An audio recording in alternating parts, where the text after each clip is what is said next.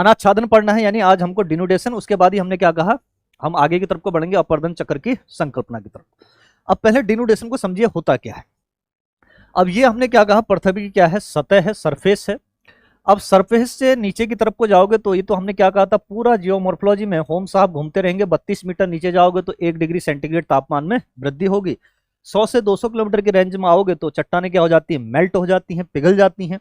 यहां से क्या आती हैं, संवहनिक ऊर्जा तरंग आती है, यानी कोई फोर्स काम कर रहा है ऊपर की तरफ को, तो इस फोर्स को कहते हैं अंतर्जात बल। अंतर्जात बल, इंडोजेनिक फोर्स। पीसीएस का पेपर में ध्यान रखेगा, इस बार पूछ रखा था अंतर्जात बल और बहिर्जात बल कि किसको क्या कहते हैं। तो अंतर्जात बल का मतलब है जो पृथ्वी की अंदर से फोर्स काम करे, तो इसको कहते हैं अंतर्जात बल। अब इस अंतर्जात बल के कारण क्या हुआ कि देखिए कुछ टोपोग्राफियां बन गई थी, जैसे ये पर्वत बन गया। क्या बना, पर्वत। किसने बनाया, इस फोर्स ने बनाया, यानी जो अंदर से काम कर रहा था। अब जैसे ही ये वाला टोपोग्राफी बनी तो उसी समय क्या होगा कि जलवायु के कारक भी क्या हो जाते हैं, सक्रिय हो जाते हैं। क्या हो जाते हैं, जलवायु के कारक। अब जलवायु का कारक का मतलब क्या हुआ, तापमान, वायुदाब, आर्द्रता वगैरह, ये भी एक्टिव हो जाते हैं। जब तापमान, वायुदाब और आर्द्रता एक्टिव हो जाएगी तो इनके कारण या तो नदी की उत्पत्ति होती है, या पवन की उत्पत्ति होंगी, या समुद्री वेव्स की होंगी, या ग्लेशियर की उत्पत्ति होगी। तो ऐसे में क्या होता है कि जो बाह्य क्षेत्र से जैसे ये नदी आई या पवन आई, तो ये क्या कर रही है, इसमें लगातार क्या कर रही होगी, काट छांट का कार्य कर रही होगी। तो जो ये बाह्य क्षेत्र से जो काम कर रहा है इसको कहते हैं बहिर्जात बल। ये वाला क्या हुआ, बहिर्जात बल। यही पूछा था इस बार देखिएगा पीसीएस में कि एक्सोजेनिक फोर्स और इंडोजेनिक फोर्स, यानी जो क्षैतिज रूप से चलता है उस फोर्स को क्या कहते हैं, तो उस फोर्स को कहते हैं हम बहिर्जात बल। यही पूछा था, एक्सोजेनिक या एपरजेनिक फोर्स, यानी जो क्षैतिज रूप से, जो लंबवत काम करे ऐसे, तो उसको क्या कहेंगे हम, इंडोजेनिक फोर्स, या इसको हम क्या कहते हैं, अंतर्जात बल के नाम से जानते। तो हमने क्या कहा, अंतर्जात बल ने क्या किया, किसी टोपोग्राफी को उठाया, चाहे वो पर्वत है, पठार है, मैदान है, वो बना रहा है। लेकिन बाह्य के कारण भी हमने क्या कहा, जलवायु कारक क्या हो जाएंगे, सक्रिय होंगे। तापमान, वायुदाब, आर्द्रता, इनके कारण नदियों की उत्पत्ति होगी। अब नदी क्या करेगी, इस पर्वत को काट छांट करने का कार्य करेगी। काट छांट का मतलब क्या है, समतलीकरण करने का कार्य करेगी। जब इसको समतल कर रही है, इसको काट रही होगी, तो यही समतलीकरण की प्रक्रिया ही जो कहलाती है वो कहलाती है अनाच्छादन। क्या कहलाता है, अनाच्छादन। अब इसको मान लीजिए ए, ये क्या हुआ, ए फोर्स, और ये वाला फोर्स हो गया क्या, बी। अब देखो यहां पर एक शब्द लिख रहे हैं, ए प्लस बी बराबर होता है भू आकृति प्रक्रम। जो पूरा आपका चैप्टर का नाम है क्या है, भू आकृति प्रक्रम, यानी जियोमॉर्फोलॉजी या जियोमॉर्फिक प्रोसेस इसको कहेंगे। यानी ए और बी के सम्मिलित प्रभाव से क्या बन रही हैं, आकृतियों का निर्माण हो रहा है, तो उसी को कहते हैं हम क्या, भू आकृति विज्ञान या भू आकृति प्रक्रम। अब देखिए परिभाषा लिख दो अनाच्छादन की, पृथ्वी के बाह्य क्षेत्र से लगने वाले बहिर्जात बल के कारण काट छांट एवं समतलीकरण की प्रक्रिया को अनाच्छादन कहते हैं। अनाच्छादन कहते हैं। क्या कह रहे हैं, जो बाह्य क्षेत्र से जो फोर्स काम कर रहा है उस फोर्स के कारण क्या हो रहा है, जो काट-छांट की क्रिया घटित हो रही है, तो उसी को हम क्या कहते हैं, बहिर्जात बल। और बहिर्जात बल के कारण जो समतलीकरण की प्रक्रिया घटित हो रही है तो उसको हम कहेंगे अनाच्छादन। क्या कहेंगे, अनाच्छादन। क्लियर है यहां तक परिभाषा। तो अब अनाच्छादन को हम क्या कहते हैं, दूसरा देखिए पूछ सकता है, अनाच्छादन को विनाशकारी प्रक्रम कहते हैं। क्या कहते हैं, विनाशकारी प्रक्रम कहते हैं। विनाशकारी क्यों कह रहे हैं, और इस अंतर्जात को हम कहेंगे निर्माणकारी प्रक्रम। निर्माणकारी प्रक्रम। अब देखिए ये अंतर्जात बल क्या कर रहा है, कुछ चीजों को बना रहा है तो निर्माण हो रहा है, कंस्ट्रक्शन हो रहा है तो निर्माणकारी। अब ये बाह्य क्षेत्र से काट छांट कर रहा है इसको, यानी इसको तोड़ने का कार्य कर रहा है, तो इसको हम क्या कह देंगे, विनाशकारी प्रक्रम। अब ये निर्माणकारी और विनाशकारी जो प्रक्रिया होती है ये लगभग बराबर होती है। क्या होती है, बराबर। और जब ये दोनों बराबर होती हैं तो इसको कहते हैं भू संतुलन, जो हमने प्रॉड और एरी का सिद्धांत पढ़ा था। यानी जिस गति से निर्माणकारी होगा उसी गति से विनाशकारी प्रक्रम भी लागू होता है। तो उन दोनों के सम्मिलित प्रभाव को ही कहते हैं भू संतुलन, यानी ये जो है संतुलन की स्थिति में कैसे रहेंगे। अब ध्यान रखिएगा, पूछ सकता है कि निम्न में से निर्माणकारी प्रक्रम कौन सा है, तो अंतर्जात बल। विनाशकारी तो आपका बहिर्जात बल हो जाएगा। अब यही अनाच्छादन जो होता है, देखिएगा अब अपना एलटी का पेपर उठाइएगा। अनाच्छादन जो होता है दो प्रकार का होता है, अपक्षय एवं अपर्दन। क्या होता है, अपक्षय एवं अपर्दन के रूप में देखने को मिलता है। यही प्रश्न पूछा था आपके एलटी में। देखिएगा अपक्षय क्या है, कि देखिएगा अभी इसमें हम बात कर रहे हैं अपक्षय क्या होता है। अब देखिए अपक्षय का मतलब हुआ, अपक्षय एक सीधे स्टेटमेंट फॉर्म में था, अपक्षय एक क्या है, स्थैतिक प्रक्रम है। क्या है, स्थैतिक प्रक्रम है। स्थैतिक प्रक्रम का मतलब हुआ रुका हुआ प्रक्रम, यानी उसी जगह क्या होती है जिसमें चट्टानों में, चलो परिभाषा कंप्लीट कर लें, जिसमें चट्टानों में विखंडन एवं क्या होता है, विघटन,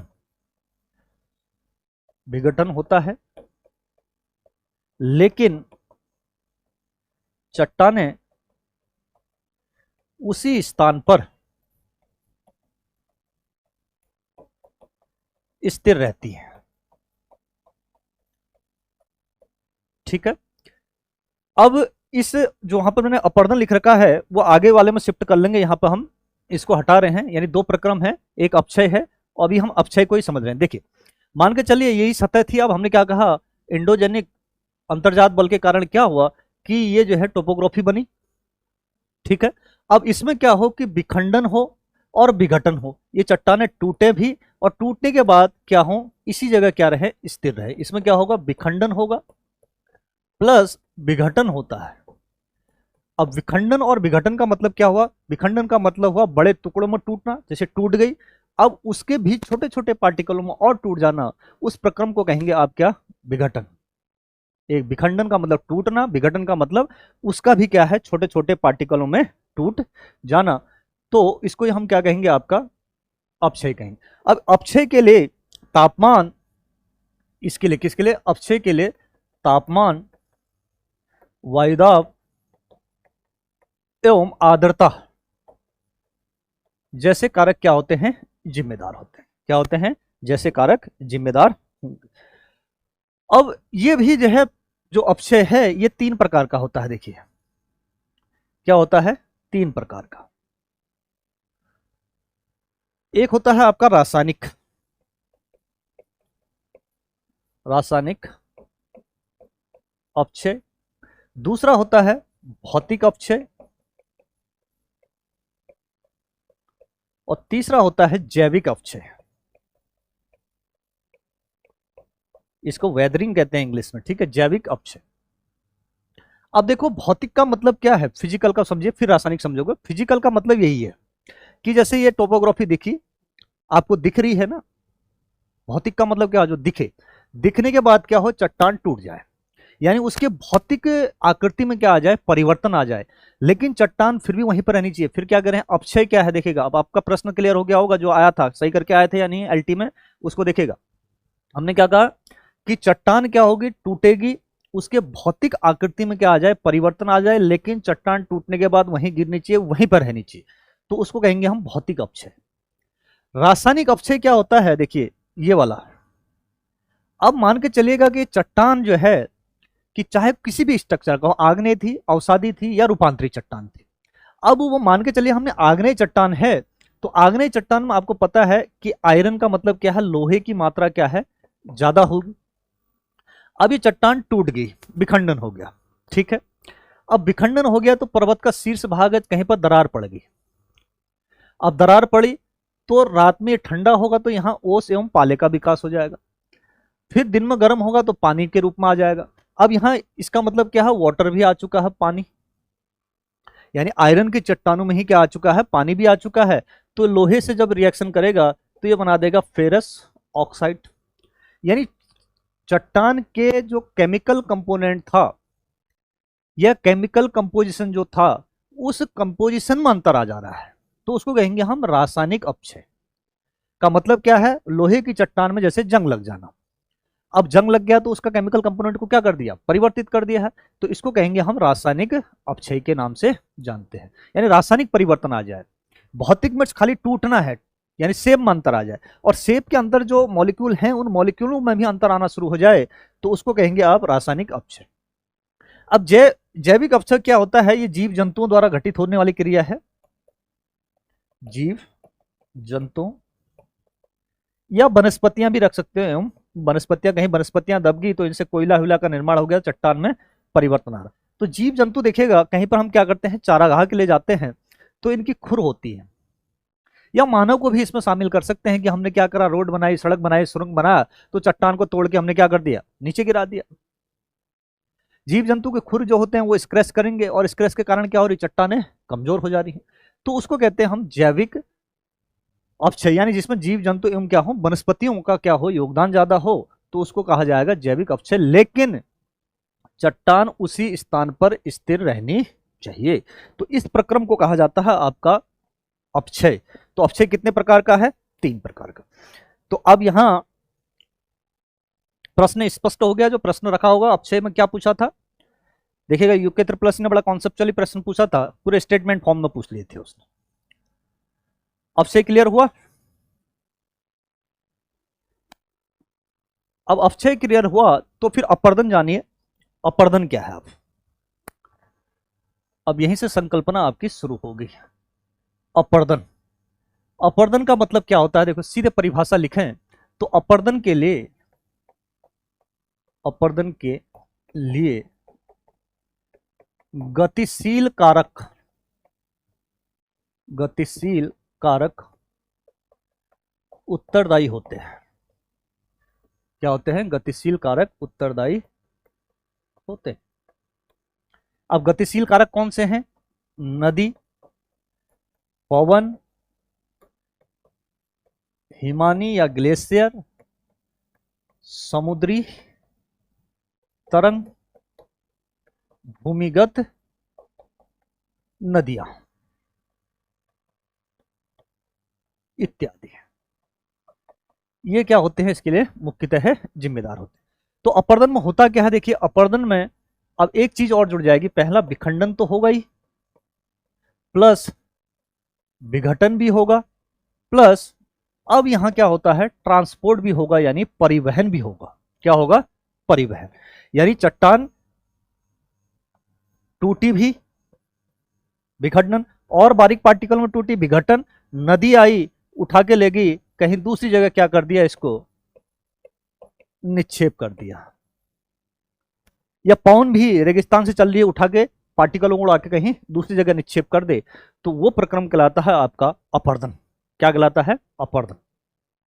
तो अपर्दन क्या है, एक गद्यात्मक प्रक्रम है। इसका मतलब क्या है, अपर्दन एक क्या है, गद्यात्मक प्रक्रम है। गद्यात्मक का मतलब हुआ डायनेमिक है, यानी वहीं पर स्थिर नहीं रह रही हैं, वहां से उठ के कहीं दूसरी जगह जाके इनका क्या हो रहा है, निक्षेप हो रहा। अब देखिए इसमें हालांकि हमको इन्हीं की जो है आकृतियां भी पढ़नी है। अब इसमें 2 प्रश्न बन सकते हैं, देखो एक तो पूछता है निक्षेप आकृति, क्या पूछेगा, निक्षेप कि निक्षेप, और दूसरा आपका पूछ लेगा ट्रांसपोर्ट वाला।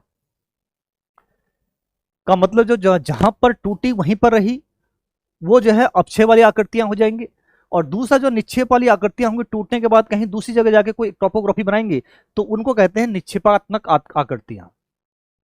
इनको ध्यान रखेंगे, आगे पहले पढ़ लेंगे फिर उसको ध्यान रखेगा कि निक्षेपात्मक आकृतियां संदर्भ में पूछ रहा है, और आप जो है क्या लगा दे रहे हैं, अपक्षयात्मक आकृतियां, वो अभी हम बात में बात करेंगे। पहले हम पढ़ लेंगे किसको, आपका अपर्दन चक्र की संकल्पना पढ़ लेते हैं। अपर्दन तो आपने यहां तक पढ़ लिया। अब इसी से देखिए नदी द्वारा निर्मित स्थलाकृतियां, पवन द्वारा, हिमानी द्वारा, समुद्री द्वारा, भूमिगत नदियां, ये जो जो भी आकृतियां बनाएंगी इनमें दो संदर्भ में प्रश्न पूछा जाता है। एक निक्षेपात्मक आकृतियां क्या है, एक क्या है अपक्षयात्मक आकृतियां क्या है। अपक्षय का मतलब वहीं पर टूटे हैं, वहीं पर हैं, वहां से कौन सी टोपोग्राफियां बनेंगी। दूसरा जो यहां से उठ के दूसरी जगह जाएं तो उनको हम कहेंगे निक्षेपात्मक आकृति, जैसे मियांडर, गोखुर झील, जलोट का मैदान, जलोट शंकु, जलोट पंख, डेल्टा, एस्चुरी, ये क्या होंगे आपका निक्षेपात्मक। और आई आकार, बी आकार, गॉर्ज, कैनियन, ये जो बनेंगी वो क्या बनेंगी, अपक्षयात्मक, यानी वहीं पर टूटी है, बस वहीं पर रह रही है।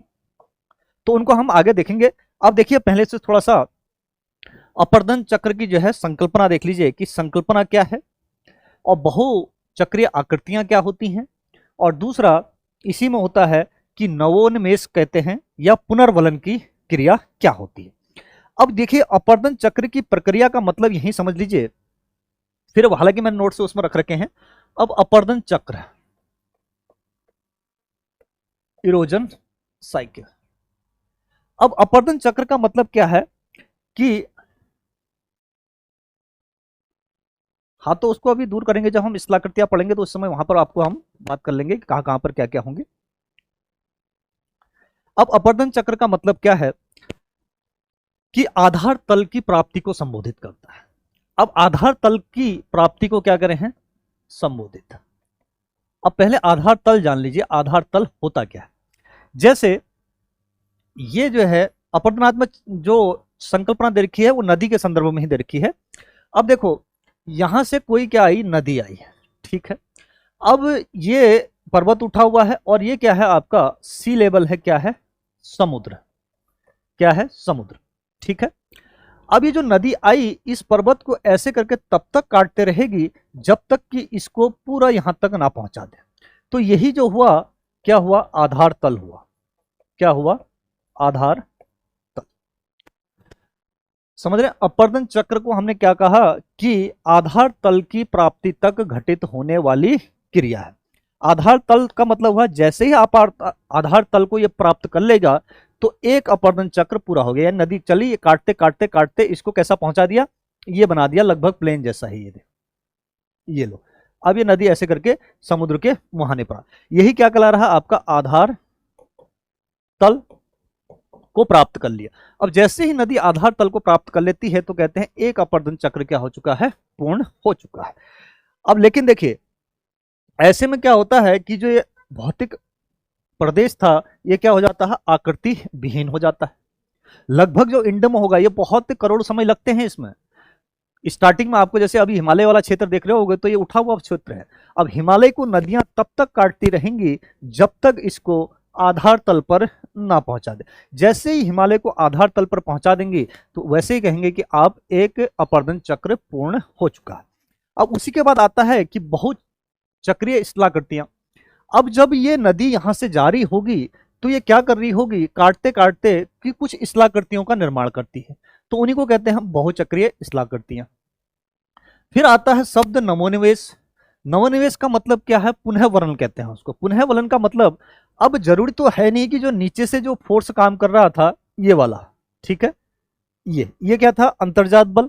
अब अंतर्जाल बल ये तो नहीं कहेगा पहले नदी से कि तुम इस पर्वत को पूरा काट दीजिए फिर हम पुनः उत्थान करेंगे, ऐसा तो होगा नहीं। क्या कह रहे हैं कि नदी जब काट रही है तो ये तो फोर्स कभी भी सक्रिय हो सकता है। तो यानी एक अपर्दन चक्र की संकल्पना कंप्लीटली नहीं दिखती है कि हो सकता है कि यहीं से क्या हो जाए, फिर से उत्थान हो जाए। तो जब उत्थान होगा तो उसको कहते हैं नवोन्मेष, या उसी को कहा जाता है क्या, पुनर्वलन की संकल्पना कहते हैं। अब देखो जब ये नवोन्मेष होता है तो नवोन्मेष के लिए क्या होगा कि कोई कारक इसके लिए क्या होते हैं, जिम्मेदार होंगे। अब वो कारक क्या होते हैं कि जैसे आधार तल में ही परिवर्तन हो गया। अब आधार तल का मतलब क्या हुआ कि यहां भी हो सकता है उत्थान हो गया, ये ऊपर हो गया, तो अब ये कहां तक काटेगा बताओ। दूसरा क्या कर रहे हैं कि इसी में उत्थान हो गया या धसान हो गया, ये नीचे हो गया, ये ऊपर हो गया, तो कहां से एक अपर्दन चक्र आपको दिखेगा। तो नवनिवेश में क्या करें हैं कि उसके लिए जलवायु के कारक भी हो सकते हैं, प्रदेश की भौतिक संरचना में क्या आ जाए, अंतर आ जाए, लेकिन उससे क्या बनेंगी, आपकी टोपोग्राफिया बन जाती है। जैसे अब देखो कुछ उसी को हमने यहां पर आपके लिए लिख रखा है, देखिए अब इस सामान्य अपवर्तन चक्र की संकल्पना, या इसी को कहते हैं, देखिए इसको 2-3 नामों से जानना है, इसमें आप सब पढ़ लीजिएगा।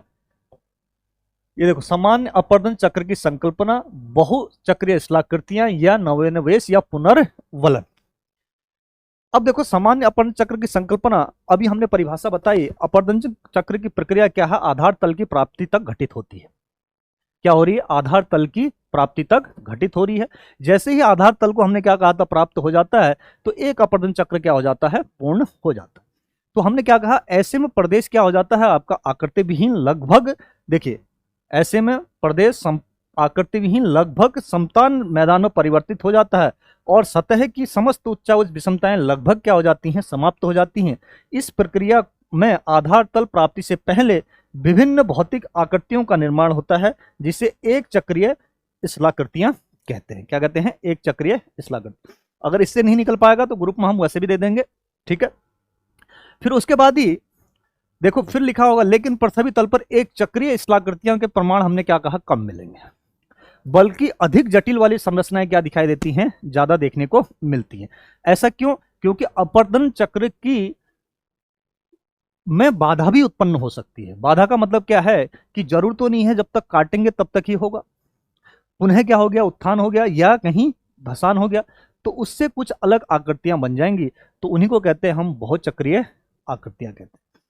फिर देखिए जब सामान्य अपवर्तन चक्र में बाधा उत्पन्न होने से नवीन अपवर्तन चक्र की संकल्पना प्रारंभ हो जाए, तब इस क्रिया को क्या कहा जाता है, नवोन्मेष या पुनर्वलन कहते हैं। क्या कहते हैं, नवोन्मेष या पुनर्वलन। अब इस नवोन्मेष के लिए हमने देखिए कारक बताए थे आपको कि क्या कारक हो सकते हैं, या कारण में हमने कहा आधार तल में क्या हो जाए, परिवर्तन हो जाए। पहली चीज क्या हो जाए, आधार तल ही क्या हो जाए, परिवर्तित हो जाए। जैसे अभी हमने दिखाया था कि उत्थान हो गया, आधार तल क्या हो गया, इधर से शिफ्ट का मतलब क्या है कि जब आई सेरा है तो आधार तल नीचे चला जाएगा, तो और नीचे काटना पड़ेगा, और जब आपका उष्ण एरा है तो आधार तल क्या हो जाएगा, ऊपर हो जाएगा, तो कटान कम होगा। दूसरा क्या कहा, उस क्षेत्र में उत्थान एवं धसान की क्रिया घटित हो जाए, या तो उठ गया या क्षेत्र क्या हो गया, घट। फिर क्या हो कि जलवायु में परिवर्तन आ जाए, कि तापमान, वर्षा एवं वायुदाब में अंतर आ जा रहा है। अब जलवायु में परिवर्तन होगा तो उस क्षेत्र की जो है जलवायु विशेषता ही चेंज हो गई। अब पता चल रहा था कि हिमालय में जो है गर्म हो रहा, नदियां उत्पन्न नहीं हो रही, अब कटानी नहीं होगा, तो हम कैसे कह देंगे कि जो है पूर्ण अपवर्तन चक्र की संकल्पना कंप्लीट हो गई। फिर हमने क्या कहा, प्रदेश की भौतिक संरचना में भी क्या हो जाए, परिवर्तन हो जाए।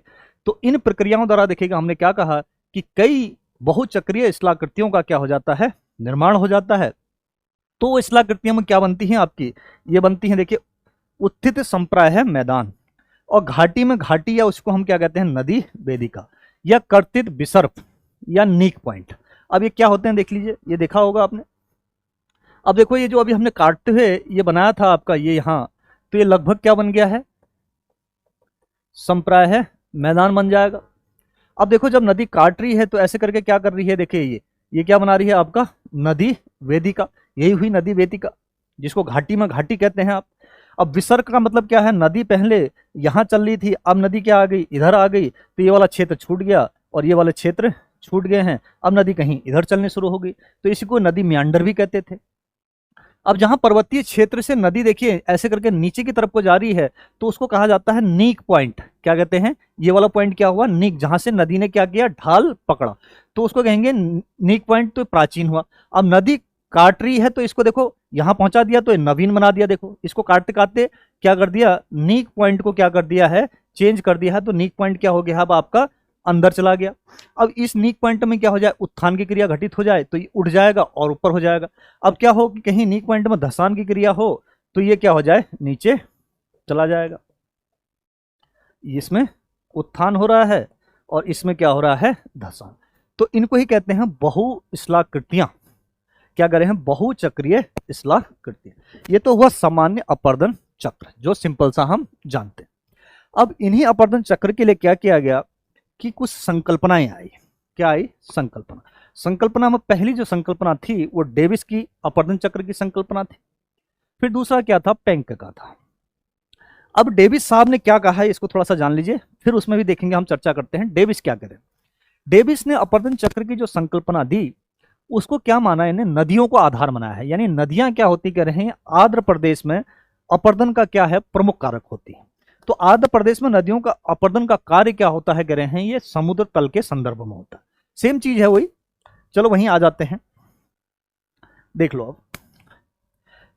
अब हमने क्या कहा, डेविस ने क्या कहा, अपरदन चक्र के लिए क्या माना है, मुख्यतः नदियों को क्या माना है, जिम्मेदार माना है। कहा, आंध्र प्रदेश। अब आंध्र प्रदेश कहां क्या होते हैं, जहां से नदियों की उत्पत्ति होती है। इसको मान लीजिए, देखो ये क्या था आपका, आंध्र प्रदेश का मतलब जहां से नदियां, ठीक है। अब ये क्या करे हैं कि यही नदियां क्या करेंगी, अपरदन का क्या होती हैं, मुख्य आधार होती हैं। और इनका कार्य कहां तक होता है, करें ये वाला लेवल हो गया आपका क्या, समुद्र तल। अब ये समुद्र तल तक क्या करेंगे, अपरदन करेंगे। अब इसमें अपरदन की प्रक्रिया में ये भी कह रहे हैं कि क्या बनेंगी, विभिन्न स्थलाकृतियों का निर्माण होगा। अच्छा, इधर रेड भी करना पड़ेगा, क्या होगा यहाँ, विभिन्न स्थलाकृतियां यानी टोपोग्राफियों का निर्माण।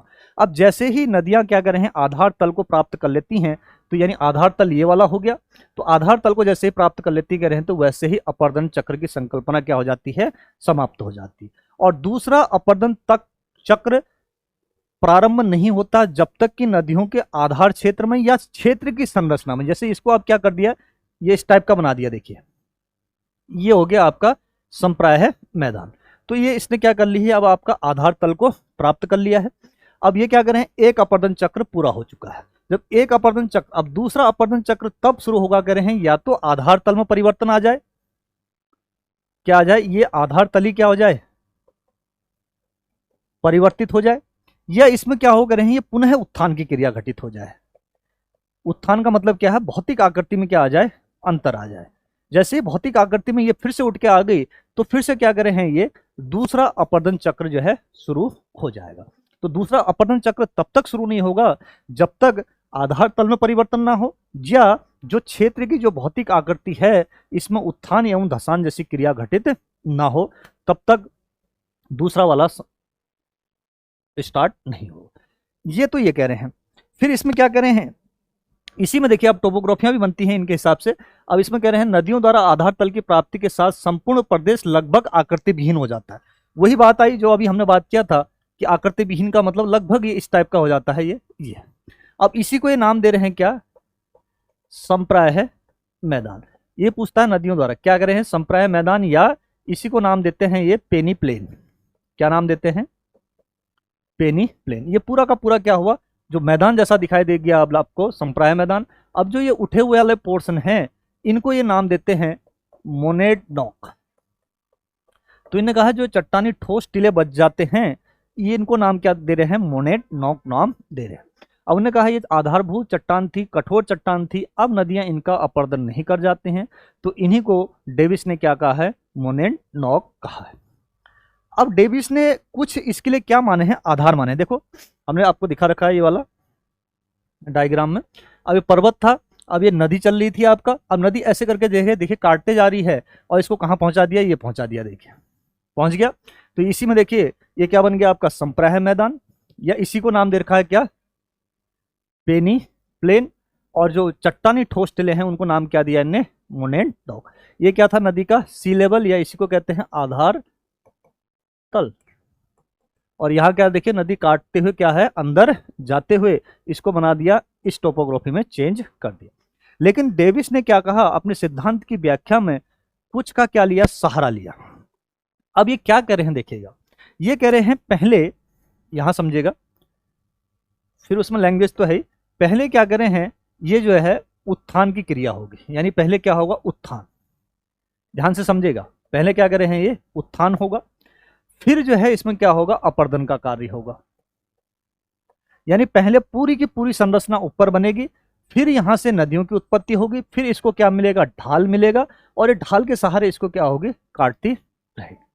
यानी इनका मतलब था कि उत्थान की क्रिया कम समय तक घटित होती है, और जो धसान है या कटान है वो क्या होता है, ज्यादा समय तक होता है। देखिए लिखा होगा, डेविस ने सिद्धांत की व्याख्या में कुछ सिद्धांत का सहारा लिया। यह माना गया कि किसी भी प्रदेश में सर्वप्रथम उत्थान की क्रिया घटित होती है, उत्थान से ही ढाल की प्राप्ति होगी, जिसके सहारे क्या होगा, प्रवाही जल क्या होगा, चलना शुरू होगा। वही प्रवाही जल अब क्या है, इसको काटते रहेगा। तो यानी अपर्दन कह रहे हैं ये लंबे समय तक घटित होगा, उत्थान क्या होगा, कम समय तक। यानी पहले उत्थान फिर क्या होगा, धसान या कटान वाला, ये वाला बात कर रहे हैं। देखो, उत्थान की क्रिया के समाप्त होने के बाद ही अपर्दन का कार्य प्रारंभ होता है और तब तक घटित होता है जब तक संपूर्ण प्रदेश, हमने क्या कहा, अपर्दित होकर समतल ना हो जाए। अब अपर्दन की, देखो अपर्दन की क्रिया उत्थान की अवधि की तुलना में क्या होती है, अधिक लंबे समय तक घटित होती है, अर्थात उत्थान की अवधि छोटी होती है, केवल अपर्दन की अवधि क्या होती है, लंबी होती है। ये कौन कह रहा है, आपका डेविस साहब कह रहे हैं। अभी उनने जो कह रखा है उसी को मानना पड़ेगा आपको। फिर इसी का ही खंडन करेंगे आपका पैंक। अब ये कह रहे हैं, देखिए डेविस ने क्या कहा, अवस्था का सिद्धांत दिया है। इनका सिद्धांत देखिएगा, इस नाम से पूछा जाता है कि अवस्था का सिद्धांत किसने दे रखा है, तो अवस्था सिद्धांत इन्हीं का है। इसको किस नाम से जानते हैं हम, अवस्था सिद्धांत। अब अवस्था सिद्धांत का मतलब क्या है, ये कह रहे हैं जैसे मानव जीवन में क्या होता है, एक चक्र होता है, साइकिल होती है, जैसे कि यानी पहले क्या होगा, वो युवा होगा, फिर क्या होगा, प्रौढ़ावस्था में आएगा, फिर क्या आएगा, वृद्धावस्था में आएगा। तो उसी प्रकार इसमें भी क्या पाई जाती, कह रहे हैं ये अवस्थाएं देखने को आ जाएगा। और डेविस ने अवस्था पर अधिक बल दिया है और अवस्था के संदर्भ में ही अपर्दन चक्र की उन्होंने क्या की, व्याख्या की है। तो इसलिए इनके सिद्धांत को क्या कहते हैं, अवस्था सिद्धांत के नाम से भी जानते हैं।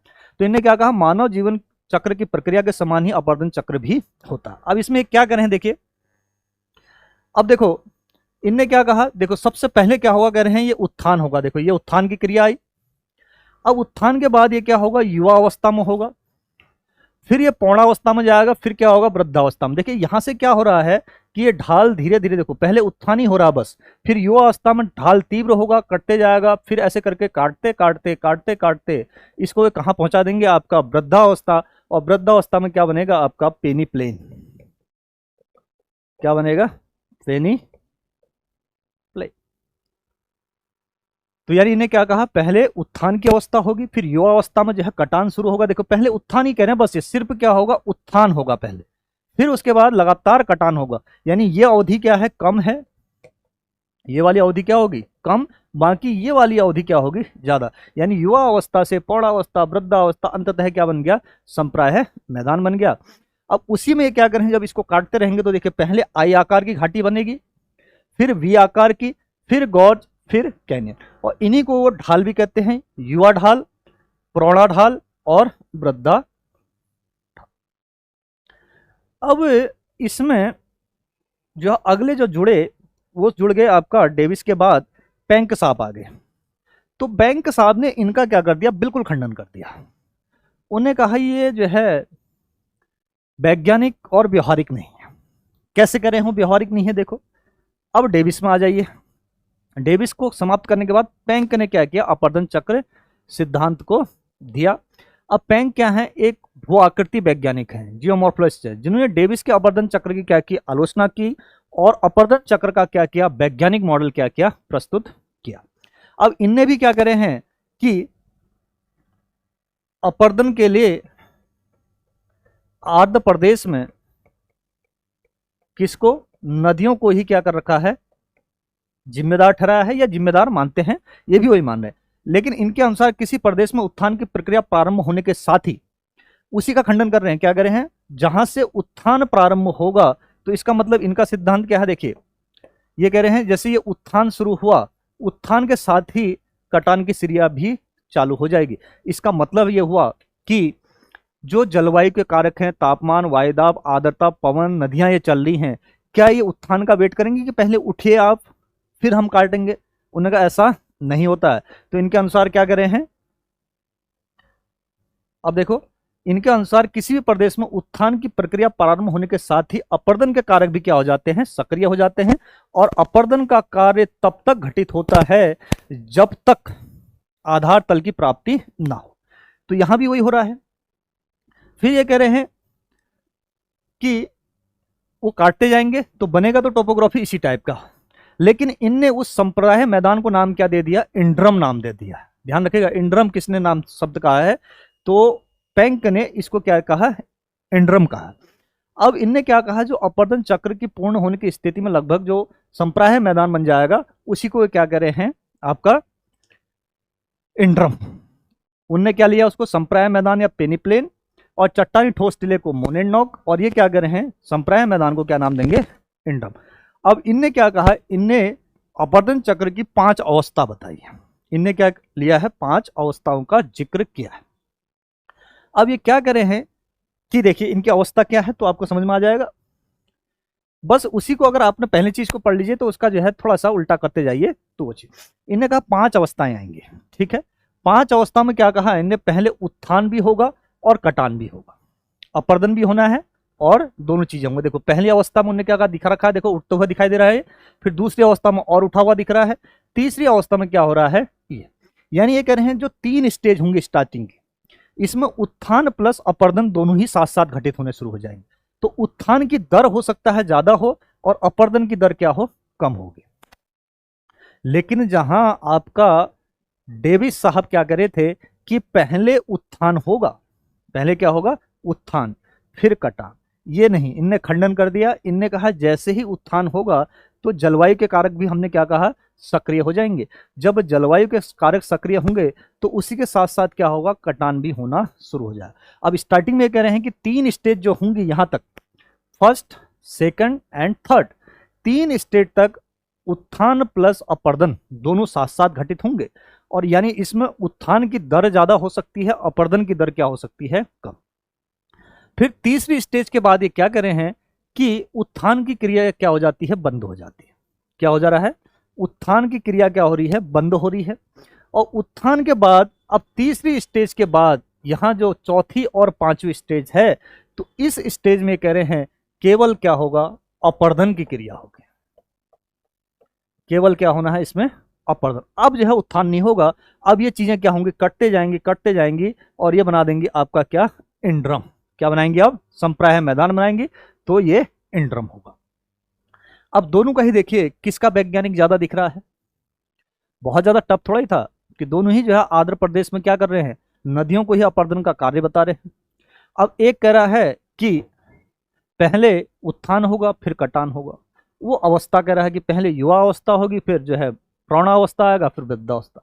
ये भी अवस्था कह रहे हैं कि ये कह रहे हैं कि जो है 5 अवस्थाएं होंगी, लेकिन 3 अवस्थाएं जो होंगी उत्थान प्लस अपर्दन दोनों साथ साथ घटित होंगी। बिल्कुल सही है। फिर तीसरा क्या कह रहे हैं, अंतिम स्टेज में क्या होगा कि जो 4th एंड 5th वाली स्टेज होगी उसमें सिर्फ क्या होगा, अपर्दन का कार्य होगा, यानी इंड्रम का विकास होगा। अब उसी समय इनने क्या कर दिया, फिर ढाल को जो है क्या दे दिया, इनने विशेष महत्व दिया, यानी ढाल विकास को इन्होंने क्या कर रखा है, विकास। अब देखिए उनने जो ढाल, इनने क्या ढाल कहा, देखो काटेंगे ये भी ऐसे ही, पहले क्या बनेगा आपका आई आकार, बी आकार, गॉर्ज, कैनियन, लेकिन इन्हीं को ये क्या कर रहे हैं, ढाल दे रहे हैं। उन्होंने कहा जब आई आकार में कट रही होगी तो उस ढाल का नाम है उत्तल ढाल, और जब जो है ये देखिए और ये हो जाएगा तो ये आ जाता सम ढाल में। फिर जब ये लगभग ये प्लेन जैसा बन गया है तो इसको क्या कर रहे हैं, ये अवढाल।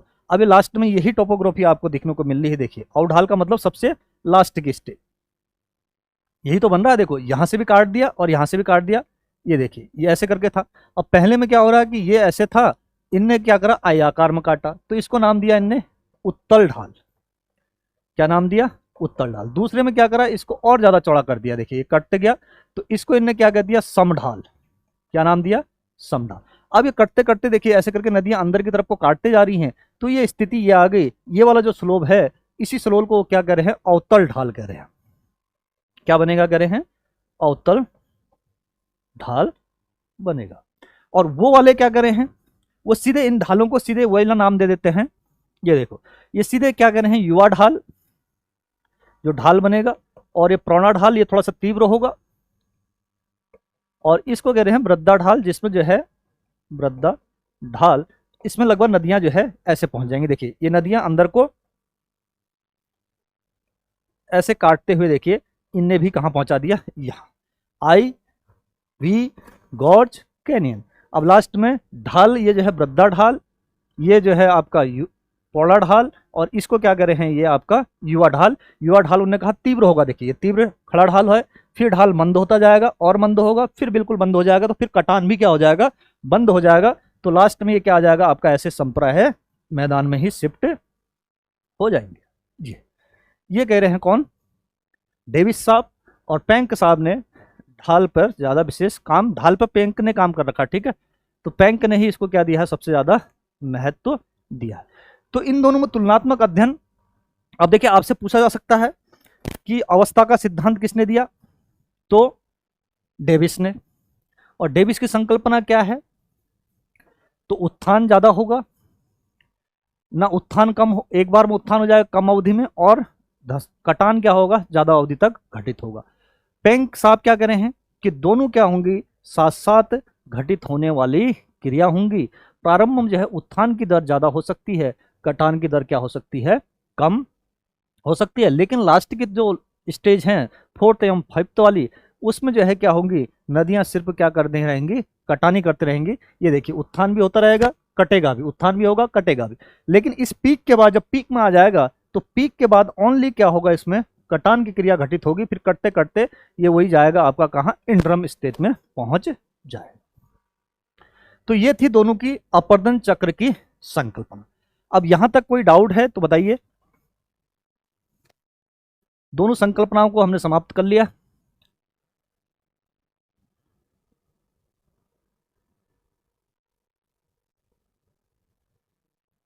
हाँ, पैंक ने उसको, इस संप्राय मैदान और पेनी प्लेन को इंड्रम नाम दे रखा। इंड्रम पूछेगा तो पैंक ने दिया है, और संप्राय या पेनी प्लेन की बात होगी तो वो डेविस ने नाम दे रखा। यानी उसी मैदान को ये पैंक साहब इंड्रम नाम दे रहे हैं, और वो जो है पेनी प्लेन कह रहे हैं संप्राय मैदान। है एक जैसा ही, लेकिन थोड़ा सा मैकेनिज्म में क्या आ रहा है, अंतर आ रहा है। अब यहां तक का कोई डाउट है तो बताइए। अब फिर हम कल की क्लास में आपका जो डिस्कस करेंगे, अब जो आकृतियां बन रही थी नदी द्वारा, पवन द्वारा या हिमानियों द्वारा, भूमिगत नदी द्वारा, उसी में देखेंगे निक्षेपात्मक आदि क्या है और अपक्षेपात्मक आकृतियां क्या होंगी। तो वो एक क्लास कल का भी लेगा। यहां तक कोई समस्या है वो बताइए, इन दोनों से रिलेटेड, अनाच्छादन, अपक्षय, अपर्दन और अपर्दन चक्र की संकल्पना।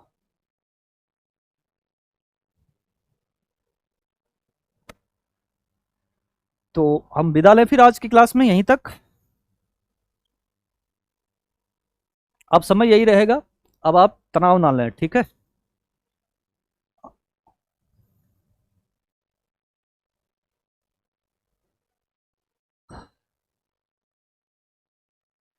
अब जब नई नई चीजें आती रहेंगी तो क्लासें सब अच्छी लगते रहेंगी, है ना। अब जो है जब वहां भी पढ़ेंगे जब हम जलवायु विज्ञान को, तो आसान होंगी।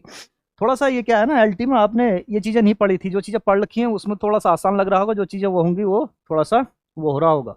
लेकिन अभी तो कहानी बहुत बाकी है, असली चीज तो अभी आगे फिजिकल के बाद आएगी। ये तो पढ़ रखा तब आसान लग रही हैं चीजें। जब हम जो है ह्यूमन ज्योग्राफी की तरफ को शिफ्ट होंगे, उसमें भी यही है, अब सारी चीजें वहां ऐसे करना पड़ेगा, तो वहां भी कॉन्सेप्ट बनाएंगे, ठीक है। बिल्कुल तनाव नहीं लेंगे, तनाव नहीं लेना है। हाँ बिल्कुल, कहानी अभी बाकी है। तो अभी तो शुरुआत है, बिल्कुल शुरुआत होगी होगी, क्योंकि फिजिकल में ना हमने आपको LTSST में बहुत डेप्थ में पढ़ा रखा। हवा में पढ़ाते हैं ना, तो ये चीज़ें आज आपके समझ में नहीं आती। ये इसलिए आपका एडवांटेज है कि एक टीचर से पढ़ रहे हैं, जो चीज़ें पढ़ी हैं तो वो और क्या कर रहे हैं, बहुत ही जो है कॉन्सेप्चुअली कर ले जा रहे हैं। अब देखिएगा, एक प्रश्न ये आया था, एक जो है उससे भी आया था। हाँ, जो कल क्वेश्चन डाला था, देखिए वो प्रश्न डिलीट हो चुका है आपका, जो होगा बुक। बिल्कुल बिल्कुल, वो हमने बता दिया था कि जो है आपका प्लेरिवर्तनी सिद्धांत किसी एक का सिद्धांत नहीं है। अब देखिए उसमें आपके ऑप्शन में मॉर्गन साहब भी हैं, तो मॉर्गन भी हैं और हैरी हेंस भी हैं, तो वहां विवाद हो गया था। ये यूपी का होगा प्रश्न। यूपी के आयोग ने, हमने उस दिन भी बताया था कि इस प्रश्न को क्या कर दिया गया है, डिलीट कर दिया गया। दोनों जहां पर आएंगे तो वहां पर हम मॉर्गन को ज्यादा प्राथमिकता देंगे। किसी ने हैरी को लगाया कि कहीं बुकों में हैरी लिखा हुआ है, और कहीं पर उन्होंने कहा कि भाई सब सिद्धांत के रूप में तो जो है मॉर्गन ने दे रखा है, तो कैसे कह दें कि एक का सिद्धांत है। और इसका आधार तो जो है वैगनर है। वैगनर के बाद होम्स जो है शक्तियां तो होम्स बता रहे हैं, और टू जो विल्सन जो है प्लेट की शब्द की बात कर रहे हैं। आपने तो सिर्फ गति बता दी, और गति भी जो है होम्स ने ज्यादा बता दी है। तो मॉर्गन को भी नहीं माना जाता है, ना हैरी हेंस को माना जाता है। हैरी हेंस ने भी कोई महाद्वीपों की थोड़ी बात कर रखी, उनने जो है सी फ्लोर एक्सटेंशन थ्योरी दी है, सागर नीतल प्रसरण सिद्धांत। तो उनने प्लेट बर्थिंग की तो बात ही नहीं कर रखी। तो उसमें क्या हुआ, हाँ, तो सेकंड बुक में अलग आंसर होगा, इसलिए कह रहे हैं कि अब वो प्रश्न नहीं पूछे जाएंगे, क्योंकि वो विवाद जो होते हैं वो यूपी में होते हैं, और यूपी में जो है एक से एक महारथी बैठे रहते हैं। यहाँ तो यह है कि जो स्टूडेंट है कि क्या यूनिवर्सिटी में पढ़ रखा है वो मैं अच्छे से जानता हूँ, उनका खुद ही कॉन्सेप्ट क्लियर नहीं है। तो यूपी वाले जो बच्चे हैं वो विवाद कर देते हैं, और विवाद किया तो आयोग ने उस प्रश्न को डिलीट कर दिया है। और ये हर आयोग थोड़ा ध्यान रखता है कि इस प्रश्न को थोड़ा सा बच के पूछना है, क्योंकि ये डिलीट होने की संभावना ज्यादा हो। और आ भी जाएगा तो दोनों ही लगा दीजिएगा। मैंने उस दिन बताया भी था कि हैरी हेंस को भी लगा देना, और आप क्या लगा दीजिए, मॉर्गन को भी लगा दीजिएगा। या तो सबको मिलेगा या प्रश्न डिलीट होगा। ठीक है,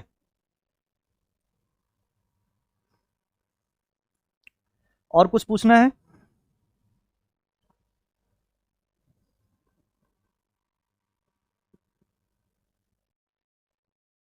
चलिए फिर ठीक है, कल मिलते हैं।